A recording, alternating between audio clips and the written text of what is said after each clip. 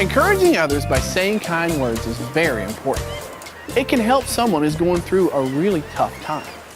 Paul knew this, and that is why he encouraged others when times were tough. Let me tell you about one of those times that Paul was encouraging. During his many journeys to tell others about Jesus, Paul got into some trouble. Now, it wasn't because Paul did anything bad. It was because there were still people around who did not want the story of Jesus spread so that everyone could hear it. These people used mean tricks to have Paul thrown into prison. It was so bad for Paul that he asked to go to Rome so he could talk directly to Caesar. Caesar was the man in charge of the whole country. Well, Paul got his wish. He and some of his followers were put on a boat that set sail for Rome. For a while, it was smooth sailing, but then the weather got rough. Paul warned the captain that they should wait for the weather to pass, but the officer in charge did not want to wait, so they sailed further. Soon, the ship hit a bad storm. The sailors were afraid that they would all die. They tied ropes around the ship's hull to make it stronger. They also lowered an anchor so that they would not accidentally run into a sandbar. Everyone worked hard, and no one ate for days. Finally, Paul came to the people on the boat and said, "Don't be afraid.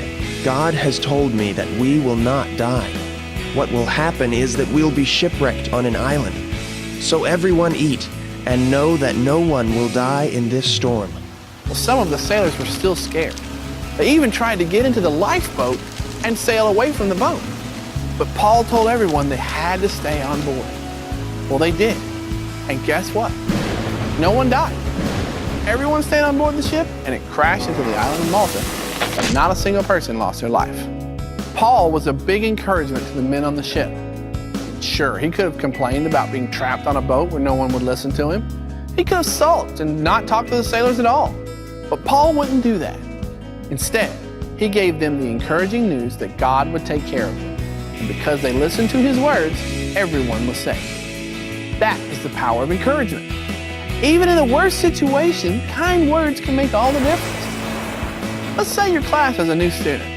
Now, anyone who has moved to a new school knows it's tough to be the new kid.